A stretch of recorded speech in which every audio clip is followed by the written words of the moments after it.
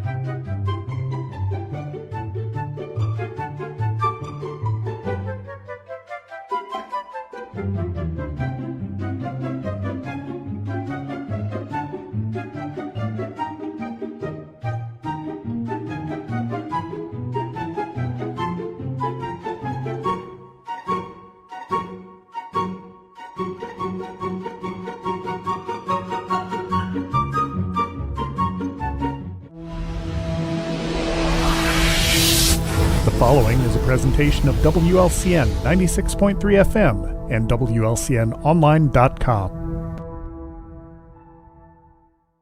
Live video streaming of this event is made possible in part by WLCN's live stream technology sponsor, Me Realty, located at 602 Keokuk Street in Lincoln and online at merealty.com.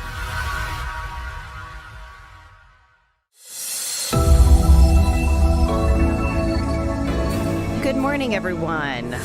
Today on Viewpoint, we have a special guest with us, Laura Donnell. She is the superintendent of Olympia High School, or I should say actually Olympia School District 16. And before we dive into that, in Bill and Judy fashion, I'd like to give a kudos to all the school teachers, faculty, staff, maintenance, everything that goes into the cooks, you name it, everyone, as we get ready to go back this school year. And we just need to say kudos to you, to all of them, and all the districts throughout the United States, the world, whatever you want to say. Thank you for what you do. Thank you for taking care of our kids, looking out after them. It's not an easy task because we live with those kids and, as we do backflips as they go back to school. But anyway, so thank you and kudos to them. We got Jim Ash and Lloyd Kirby here with us too in studio. And please, we welcome callers to call in at 217-648-5510. So Laura, what do you want to highlight? What do you want to talk about going on at Olympia this year? There's a lot. There is a lot. Good morning, and thank you for those the kudos. We appreciate that. It's a hard job. I think that's reflected by the fact that we don't have enough teachers to fill positions at this point, and we are in that same boat right now. We actually have a kindergarten position that's still open at Ole West. We had a late resignation, so we're still looking for a certified teacher there, and we have a special ed teacher at the high school that we were not able to fill. So that speaks to what is happening across the nation. I know there are shortages everywhere. Rural areas tend to be hit more hard than urban or cities. So just wanted to say that. So that's a stress right now. We need, obviously, high quality people to meet the needs of our kids, and that's something that is a stressor. In terms of what's going on and what we're excited about, I know you guys probably have seen the construction that we recently finished at Olympia South. So that finished up last year. We were able to have a couple of community events where a lot of alumni were able to walk through, and that was fun for me. That was the school that I went to elementary school in. Mm-hmm. So that was fun for me to be able to walk through that area with past teachers, with community members that I knew, and just hear them reminisce about that building and how it had changed. So Olympia South was bursting at the seams in terms of their enrollment. We have a lot of small group instruction that happens in that building, and we were literally doing that small group instruction in the hallway. Mm-hmm. So being able to add some small group spaces in our old gym, which is now our library, has been amazing. We converted the stage into a music room. Wow. With nice big glass doors on the front so you can see into the music room, and then we added the high school sized gym, which may come in handy given that our high school gym, there was a fire in April. So we're very excited about that South project. We do have some construction still going on this summer at the middle school. So a facility study was done in 2018, and the board prioritized some capital projects that needed to happen, and we're still working through that facility list, and we're down to the last two big items. South was the first big item. That was a major construction project for us, but middle school and high school, they're the only buildings in the district that don't have secure entrances, so double doors. They call them post-Columbine entrances. And so that is happening this summer on the middle school side, and next summer that will happen on the high school side.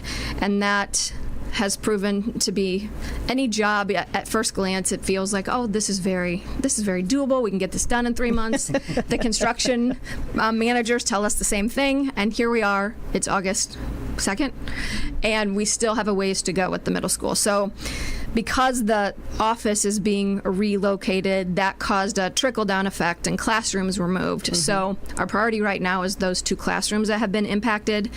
Our principal's office and our administrative assistants, they might be mobile for the first couple of weeks because we're a little farther behind than we wanted to be. But it's going to be great when it's done, obviously safer, and then next summer we'll tackle the high school side. Wonderful. It seems like that's the way with anything, with any construction. Yes. Kind of goes back to the old movie, The Money Pit. 2 weeks, and your 2 weeks keeps extending out. Absolutely. From the contractors. So yes, absolutely. Sympathize with you guys. Yeah. And then teachers start coming back, and they see that we're not really where we need to be, and everyone's anxiety levels continue to rise. And so we continue to say, it's fine, we'll be okay. Like, we've got... Take a deep breath. Take a deep breath. We still have 2 weeks until kids show up. That's plenty of time.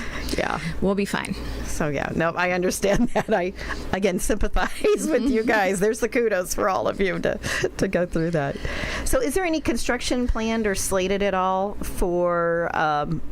now, forgive me, is it north, right? We call it Minear. So the Minear. Minear's west. Oh, west. I apologize. So this summer, we did some upgrades there. Not really capital projects in terms of the amount of money that was spent, but they needed some upgrades with carpet and paint and some of that stuff that makes a huge difference but doesn't cost a lot. They also had an office that just didn't make sense for traffic flow. It was so small that the number of parents that could be standing in there was like 2, and you couldn't really get to the principal's office. So we did just some rearranging of things in there, consulted with our architect, and our people did most of the work, but it was paint, moving some desks around, freeing up some space, so some better traffic flow, and then we recarpeted the hallways and painted the hallways, and it looks amazing. So that building didn't have as many needs as some of the other buildings, especially the middle school, high school, but there were some upgrades that needed to happen there. Is the attendance more over at West than they are here in Atlanta at all, or not? Or are they remaining the same, or is attendance growing? South is the biggest by far. So Really? South is in Atlanta, so we're at about 330 kids. West in Minear is about 230. Okay. And then North, which is in Danvers, which is our newest facility, that was built in 2009. It doesn't need any work because it's beautiful. That enrollment is somewhere in between. I want to say they're closer to 300. So West is the smallest, then North, and South is the biggest. Have you seen the attendance, though? Has it declined or maintained the same? Or That's a really good question. I pulled those numbers last night because I knew that they had fluctuated. So prior to COVID, district-wide, we were at about 1822. Okay. Then in 2021, we were, which would have been that fall of COVID still happening, we lost lots of kids. We were down to 1717. Really? We rebounded last year and we're back up to 1765. We have walk-in registration tomorrow, and then we get kind of our solid numbers-ish by Monday from the administrative assistants. So we have rebounded, but we lost, as did schools across the nation, we lost about 100 kids that year of COVID. And we were even in person the whole time. Oh, that's right. We were in masks, but we were in person the whole time. That's right. I forgot about that. But there was a lot of reasons why people chose to do private school, stay at home, whatever it was.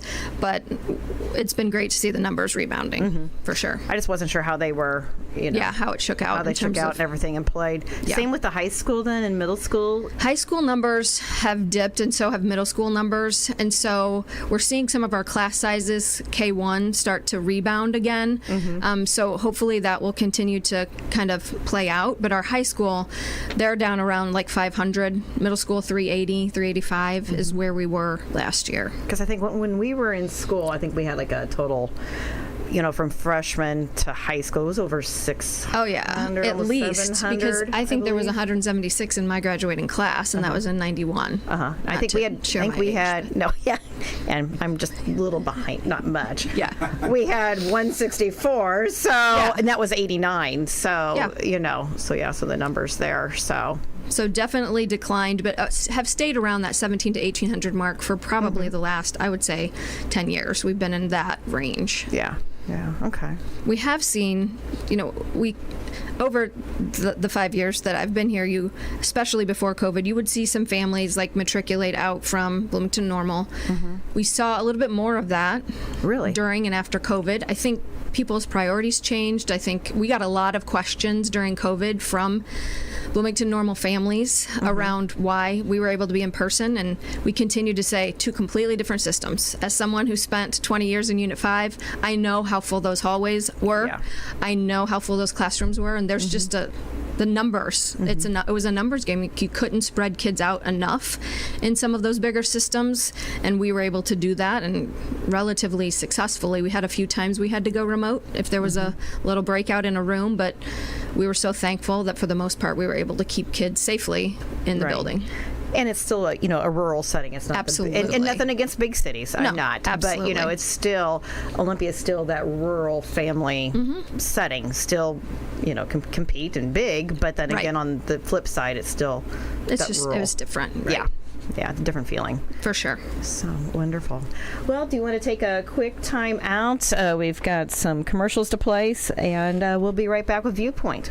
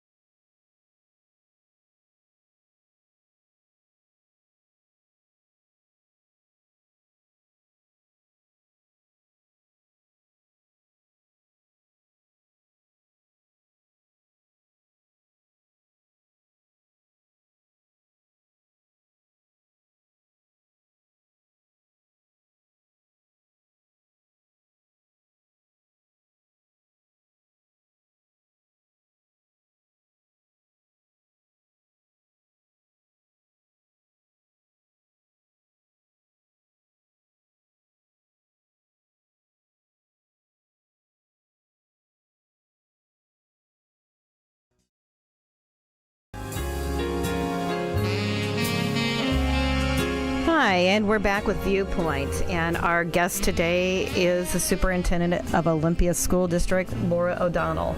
Again, phone lines, please call in with your questions if you like, 217-648-5510. Before we kind of talk about spending money, Laura, you had some awesome new things being brought to the middle school you were visiting in high school talking about, so... Yeah, last year the previous year, plans always start the year prior, but the previous year we knew that we needed to add some additional exploratory options to our middle school schedule, and our class sizes at the middle school were higher than they were anywhere else in the district, so adding another option helped with numbers as well. So we went down the road of adding an ag/STEM teacher. So we got an amazing new teacher that started last year, and she teaches at the middle school. So we will be starting this year a middle school FFA chapter at Olympia. So neat. There are some middle school FFA chapters around, but there's not a lot. So this is something we're excited about. We know we have a lot of interest, and we have a huge high school FFA chapter, and Bryce Hoffman does a great job with those kids and that program. So we're excited about that. The other thing that is good news for us, we had seen over the past decade and even since COVID, our marching band and band numbers had dropped, and this is again a nationwide trend. You're seeing lots of schools across the nation lose kids and lose numbers in their fine arts program. So last year, in an attempt to turn that around, we piloted a 5th grade band program. Just second semester, we had a brand new teacher who was doing marching band and all the things that a band director does first semester. So we decided, let's just try the second semester, and we bused any elementary student that was interested. They came at the end of the elementary day, and they were bused to Olympia, and then they stayed until the shuttle bus and had band 2 times a week. When we piloted that, we had 40 kids from around the district in 5th grade that chose to do that, and every single one of those kids signed up for 6th grade band. So we are super excited about that, and we will continue that this year and hope that that will help to turn our band program around. Our director is high energy, young teacher. He actually grew up in Leroy, so in a very similar sort of school setting. He's happy to be here, and we are so happy to have him. So that's another thing that I wanted to highlight that we feel like is going in the right direction. Wonderful. Neat. Lloyd, you had a great question while we were on break. I don't know. We might ask our guest. She might have a different How do you opinion define about great? That is the question. No, just when we were talking about kudos and all the different personnel and teachers and workers, maintenance workers and so forth, one group that I think we left out was the bus drivers, and certainly with Olympia. I don't know, is it still the largest geographic district in Illinois? I believe we're the second. Somebody is larger than we are at this point. Yeah, but yes. I think when I was in high school we were told that, but We were then told, yeah. there was like consolidation from Chicago area schools or something. Anyway, We're big, yeah. regardless. So with bus drivers and busing students in from 8 different towns, obviously you put a lot of miles on vehicles, and with the fuel prices these days, I'm sure in terms of budgeting and allocation of resources, that has to be kind of a headache for you at this point. It is a headache for us. My assistant superintendent oversees basically everything that's not teaching and learning. So he oversees the transportation, athletics, all of those kinds of things, operations and maintenance, and it is definitely a headache for all of us, maybe more so for Mr. Walsh than myself, but the fuel prices, that's a variable cost that you can't necessarily predict when you're doing long-term budgeting. So that's a problem when you're working on a limited, kind of restricted revenue. So we are running a deficit in the transportation fund. Fuel costs is one reason. Another reason is that the cost of buses. I was talking to you on the break just about it's the whole supply and demand. We can't get buses, and the buses that we have been buying the last couple of years, we've been buying used buses and gotten pretty good deals on those used buses, and those aren't even available. So the cost of new buses are very expensive, and even Monday night, actually, at the board meeting, Mr. Walsh will be making a recommendation to buy a couple new buses. We just have to we can't replace the whole fleet at one time, obviously. So we're constantly looking at just which buses are the oldest, which are we repairing the most, which there's a certain amount of miles that we're looking at. Once it reaches that point, we look to sell and bring new buses onto the fleet. We do have a fleet that's part diesel, part propane. There's various reasons for that, but it's been a relatively successful move. The district made that move years ago with the previous superintendent, and it has benefited us. We do have a couple of very gifted mechanics on staff, and that was a decision that was made with the previous administration, but the amount of money that they have saved us with what they can do versus taking it to a busing company, and then the time delay as well when you're taking it, when you're outsourcing, that has been huge. So thank you for remembering the drivers. They're amazing. Yes, and I did not mean I support staff. Yes, that's true. But yeah, they have very hard jobs. For the most part, our kids can hold it together during the school day in the classrooms. When you get on the bus, they seem to lose their minds at times. Yes. So those unstructured environments are very hard for kids, and when there's one adult, maybe two, if there's an aide on the bus, it can be a challenging time. So yes, God bless the bus drivers for sure. Well, that leads in. I did have 2 questions that was for busing. Okay. The first question that was sent to me was, has Olympia considered telematics on the buses? This person says a company like Samsara could give parents real-time GPS location of buses, which would help if there are delays or buses in running early. They could also get a grant permission to the buses for our kids actually to be assigned to. This person says also this could send the maintenance people fault codes as soon as they happen, which could help also prevent downtime. And they're saying it could possibly cost just $20 a bus per month and possibly could be a home run for the district. So is that something possibly the district's looked at? We looked at that a few years ago. There was a company called Zonar that actually we had looked at in Unit 5 that does the same thing, essentially. We haven't revisited that, but we do have kind of our backup method for notifying parents is we have an all-call system, and we have bus rosters in that all-call system. So if bus 20, for example, is not going to be on time, we have the ability to make a phone call to just the families of bus 20. So that is not quite as effective or efficient as that system, but it's the best we can do at this point. At this point, Yeah, we haven't. I don't think we've looked at that recently, but that might be something in the future. Definitely. I mean, that is huge. A lot of our older kids have cell phones, and so oftentimes we hear from parents that they know before they even get the phone call. Our kids are same with the fire. Yes. The parents were being notified before we could even get all of the kids out of the building and figure out what was going on before we could make the phone call, but I digress. So anyway, that is not something that we've looked at recently.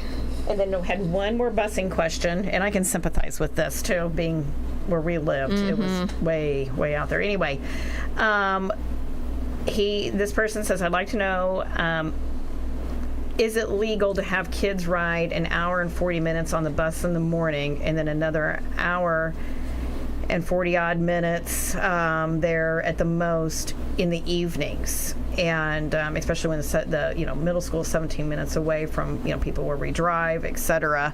I looked it up. I didn't see Illinois had a law for the amount of time that a student can be on the bus, but I did say it's a suggestion of an hour. Yes. Like Iowa has a law of the time requirement. Possibly address, is there some way? I know it's hard with the district being so far laid out of how we are. I get it. We look at that every year. Our transportation director provides us with a report as to how long the average kid's on the bus, various bus routes. Obviously, there are certain routes. I mean, those far reaches of Hopedale. It is a jaunt to get those kids to the middle school, high school. But we look at that all the time. We do have a new transportation director that started in the middle of the year last year, and she's also an Olympia grad. There's a reoccurring theme here. She is amazing, and she, because of her vast knowledge of the district and her just ability to problem solve, she has combined some routes, figured out some ways to make things more efficient, shortened some times. Oh, good. So Good. I would, if there is somebody that's on the bus for that long, I would encourage that parent to email Robin Talley and see if there's anything that can be done to shorten that ride. Wonderful. We do try to utilize that hour time frame, but as you guys have said, I mean, we have some challenges that other districts don't have. Right. And so we're doing the best we can with the number of buses and more importantly right now with the number of drivers. There's a driver shortage. It's really difficult to find people to drive our bus. It is. If we have people that are absent, we actually have a custodian that used to be a bus driver that will actually drive his bus in the morning. First he goes to school at like 4:30 in the morning, cleans a little bit, jumps on a bus, drives a bus route, comes back to Ole North, does more cleaning, and then leaves at 2 to go get on the his bus route. Yes. He Wow. did that for multiple months last year. He says he loves to be busy. I think he's crazy, but That's really busy. it's really busy. Then he'll go back and he'll finish cleaning. Finish like in cleaning the after evening. that. Yeah. So, yes, if anybody knows of anyone who wants to be a bus driver, please call 309-379-6011. And you can ask to speak to Robin Talley, and she will let you know what you Wonderful. need to do to drive a bus for us, or be a bus aide if that appeals to you. What updates are you able to give our listeners about the pool? So Monday night at the board meeting, the board will be making some recommendations around next steps for the pool. So just a little bit of background. When we did the facility study in 2018, Scott Thornton, our operations and maintenance director, brought up the pool. Like, it is declining. We are putting a lot of money into the system. At that point, however, the Dectron, which is the system that runs the whole pool, you can still get replacement parts for it. So while it was a priority, the board didn't prioritize that over the safe and secure entrances or the overcrowding itself. It was on the list, but it didn't, make it to the top of the list.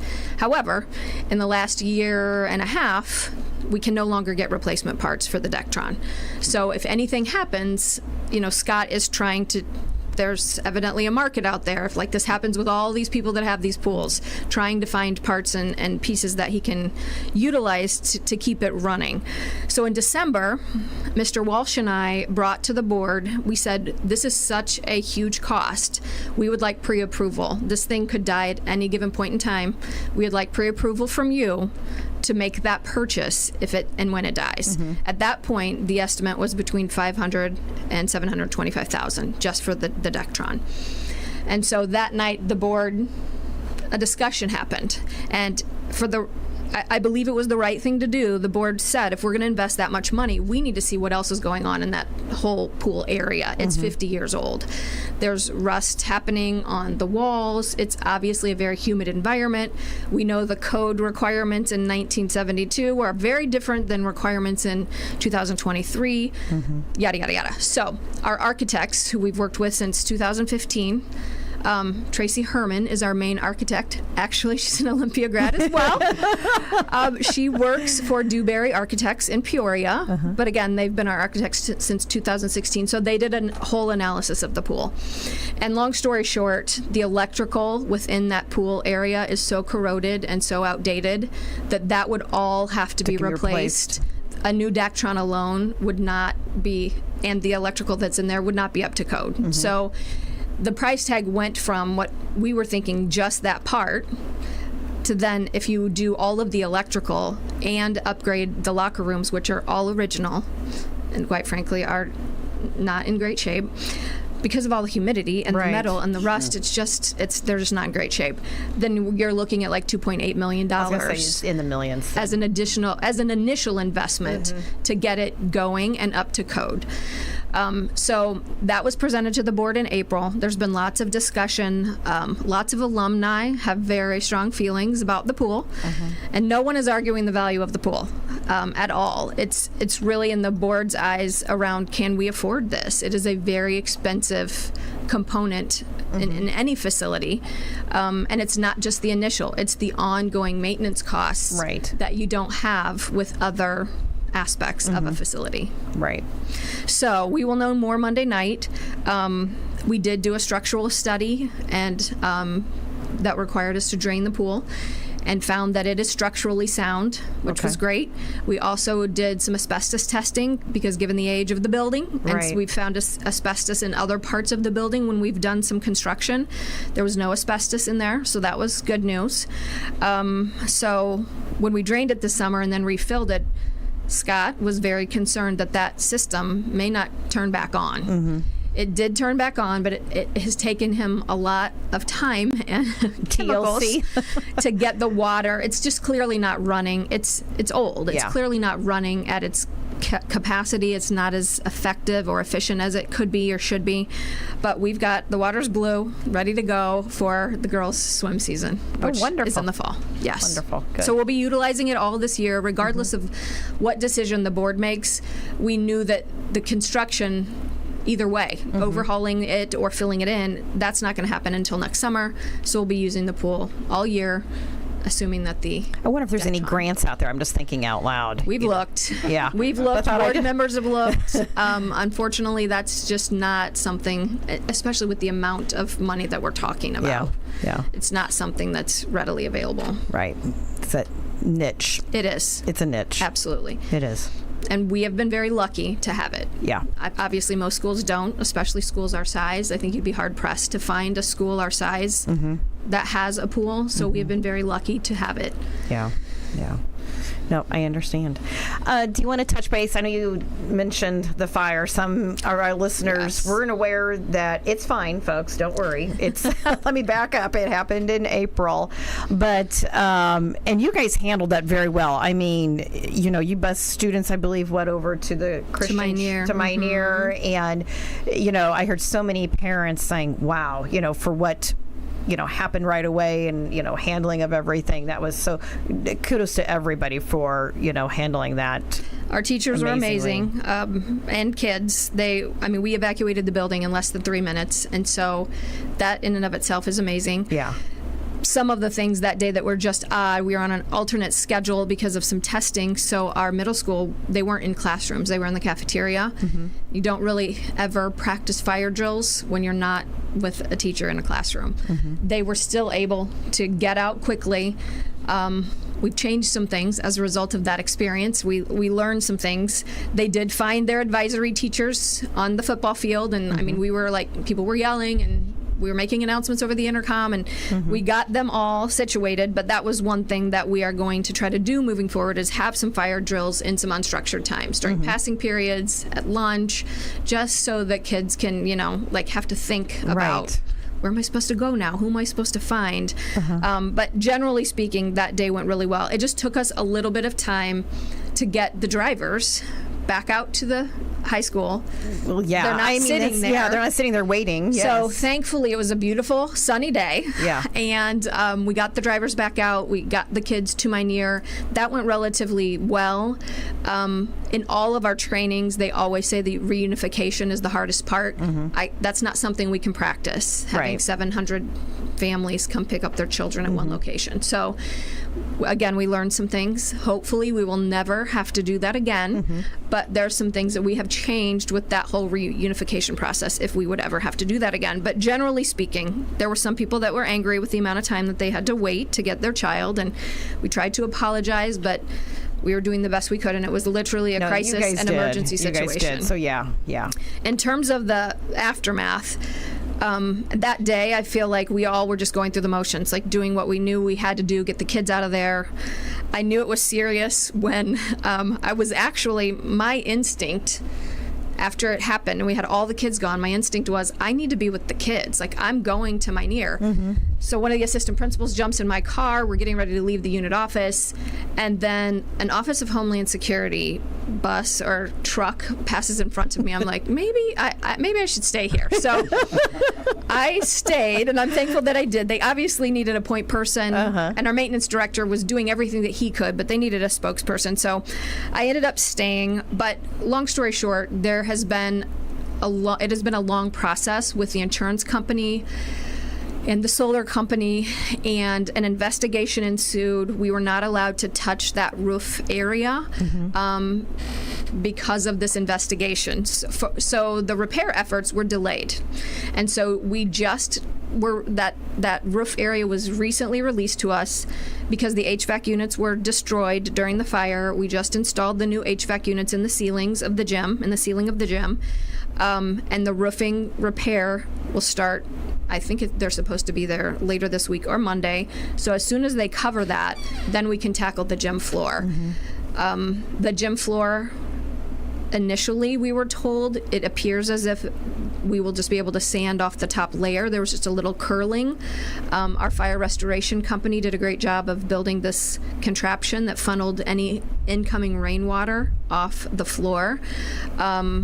So as of right now, we believe that we only will have to repair the top layer of that gym floor.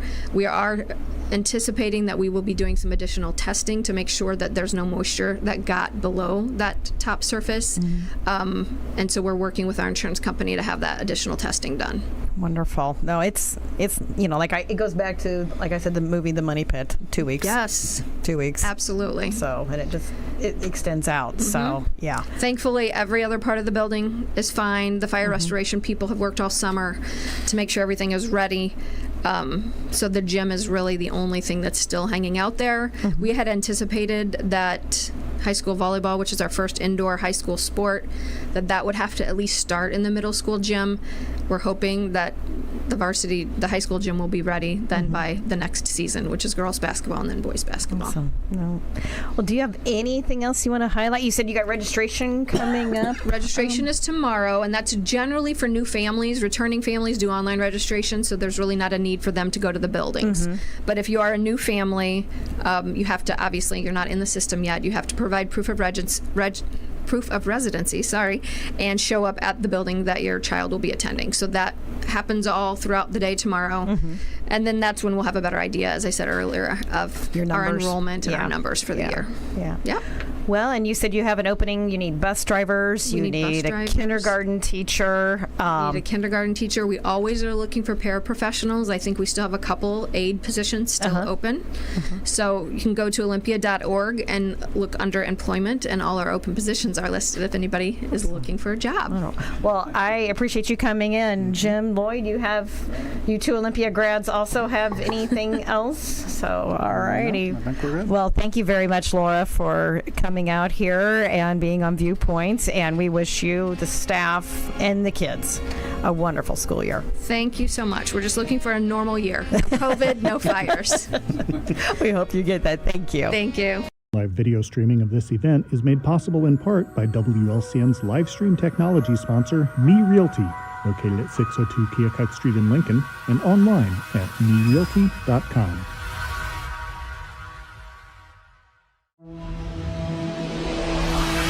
The preceding program is a presentation of WLCN 96.3 FM and WLCNonline.com.